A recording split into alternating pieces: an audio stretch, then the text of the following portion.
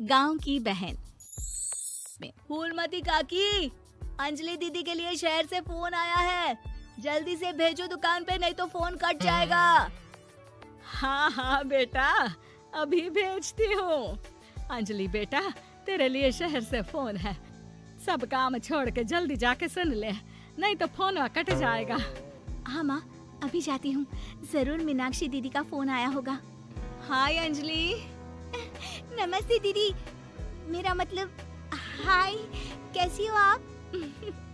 यहाँ तो सब ठीक है। मामा मामी कैसे हैं? तू कैसी है?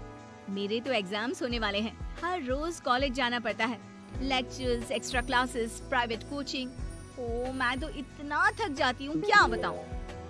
आपकी कॉलेज वाली बहन जी आपको इतना पढ़ाती है, तो घर कब जाती हैं आप दीदी? अरे नहीं नहीं, ये सब सिर्फ मेरी प्रोफेसर नहीं पढ़ाती, मैं अलग से दूसरे टीचर्स के पास भी पढ़ने जाती हूँ। दीदी फिर तो आप बहुत थक जाती होगी ना, आप ना पैदल मत जाया करो, टांगा ले लिया करो दीदी। नहीं मेरी भोली बहन, ना मैं पैदल जाती हूँ, ना ही यहाँ टांगा मिलता है, मैं बस से जाती हूँ और थोड़ी दूरी के लिए रिक्शा ले लेती हूँ। सच्ची? वहाँ पर टांगे नहीं, बस चलती है? वाह, वो भी हर रोज? हमारे गांव में भी बस आती है, दिन में 2 बार। यही तो खास बात है शहर की, यहाँ बसें पूरा दिन दौड़ती हैं सड़कों पर, और सिर्फ बसें ही नहीं, कार, स्कूटर और ट्रक भी, और तो और थोड़ी दूरी पर तो हवाई जहाज भी है, जहाँ से हवाई जहाज आसमान में उड़ते हैं। अच्छा दीदी, मैं फोन रखती हूँ, बुआ जी फूफा जी को मेरा नमस्ते कहना। हाँ माँ, हम लोग शहर में क्यों नहीं रहते? बुआ जी, फूफा जी और मीनाक्षी दीदी तो शहर में ही रहते हैं। अरे क्योंकि तेरे बुआ जी की शादी शहर में हुई थी, इसलिए बेटा। शादी से पहले वो भी तेरे पापा और दादा दादी के साथ गांव में ही रहती थी।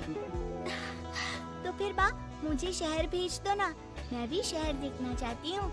इतनी बार मीनाक्षी दीदी से शहर के बारे में सुन चुकी हूँ, अब मैं भी वहाँ जाकर देखना चाहती हूँ।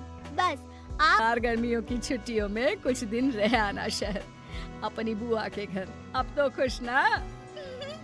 हाँ माँ, बहुत खुश। आप देखना मैं शहर जाके कितने मजे करती हूँ। अंजलि अगले दिन स्कूल जाती है और वहाँ अपने सारे दोस्तों को अपने शहर जाने की बात बताकर चिढ़ाती है। अरे श्रद्धा, शीतल, सरोज, तुम लोग इन गर्मियों की छुट्टियों में कहाँ जा रही हो? एकादशी वाले गांव के मेले में। हम तो दूसरे गांव में नानी के घर जाएंगे, उनका घर नहर के किनारे है, बड़ा मजा आएगा। हम इस बार कहीं नहीं जा रहे, बल्कि हमारे घर में रहने के लिए मेहमान आएंगे। और तू? अरे मेरा क्या है, मैं तो बस पास वाले शहर जा रही हूँ, अपनी बुआ जी के घर, वहीं रहूंगी कुछ दिन। तुम लोग चिंता मत करना, मैं चिट्ठी लिखूंगी तुम सबको वहाँ से। पापा मुझे तो चक्कर आ रहे हैं, जी घबरा रहा है। बेटा शहर आने की जिद भी तो तूने ही की थी, अब पहली बार बस में चढ़ी है तो यही होना था, भुगतो अब। अरे मामा जी, अंजलि, आप लोग आने से पहले बता तो देते, मैं लेने आ जाती बस स्टैंड तक। आओ आओ भैया, आओ बेटी अंजलि। माँ बुआ जी कैसे हैं वहाँ, और भाभी कैसी हैं?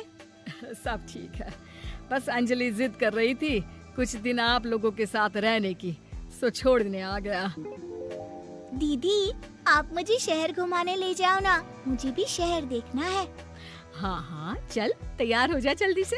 अंजलि तैयार होने जाती है और कुछ देर बाद जब बाहर आती है तो अरे ये क्या कर दिया तूने, मार्केट तक ही तो जाना है।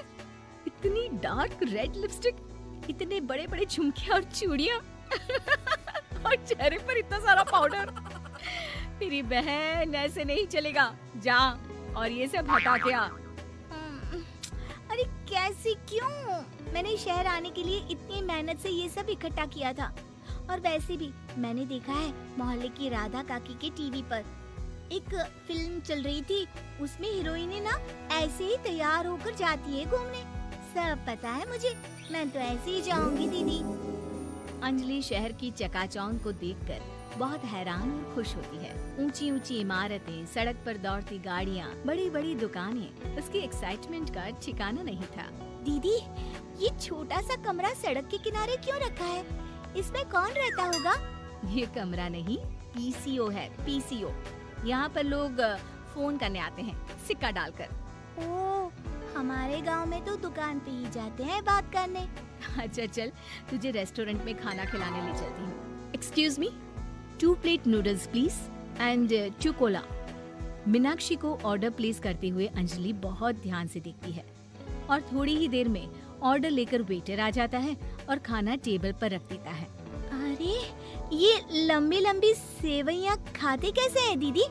और इसके साथ कोई अचार, प्याज, मूली कुछ भी नहीं दिया, बस ये छोटा सा पेट खुजाने वाला दे दिया है। गांव में तो छोटे छोटे चासे कैसे खाऊं दीदी? एक्सक्यूज मी, एक चम्मच प्लीज, और लिटिल प्याज और अचार और मूली और एक गिलास मट्ठा, वो बाद में। हाँ, अब ये सब सुनकर आसपास बैठे लोगों को हंसी आ जाती है। मीनाक्षी भी अपनी हंसी किसी तरह रोकने की कोशिश करती है और वेटर मुस्कुराता हुआ वहाँ से चला जाता है। अंजलि समझ नहीं पाती कि सब किस बात पर हंस रहे थे, लेकिन वो छिप जाती है। दीदी, मुझे लगता है कि मुझे इन सेवइयों को ऐसे ही खा लेना चाहिए, इसी पेट खुजाने वाले कांटे के साथ। एक काम कर, तू मुझे खाते देख, जैसे मैं खाऊं तो भी वैसे ही खा ले। ठीक है दीदी। अंजलि खाते खाते नूडल्स में सिरका ज्यादा डाल देती है, फिर ऊपर से नमक दानी से खेलते हुए काफी नमक भी अनजाने में छिड़क लेती है। अरे, ये क्या क्या खा लिया? अरे हाय हाय, कितना कड़वा है। पानी, पानी, ये काला शरबत ही पी लेती हूँ। और जल्दबाजी में अंजलि जल्दी जल्दी कोला पी लेती है, जिससे उसके नाक में झंझनाहट होती है। दीदी, मुझे ले चलो यहाँ से। मैं ये सब शहरी खाना नहीं खा सकती। अब शर्म के मारे मीनाक्षी अपनी बहन को वापस घर ले जाती है और कहती है कि देख अंजलि, माना कि शहर और गांव एक दूसरे से बहुत अलग है, लेकिन इसका मतलब ये नहीं कि हमेशा शहर ही बेहतर हो और उस वजह से हमें वो सब करना पड़े जो हम नहीं कर सकते। शहर में सहूलतें तो हैं ही, पर चुनौतियां भी हैं। हम जहाँ भी रहें, हमें कभी अपने आप को कम या ज्यादा नहीं समझना चाहिए।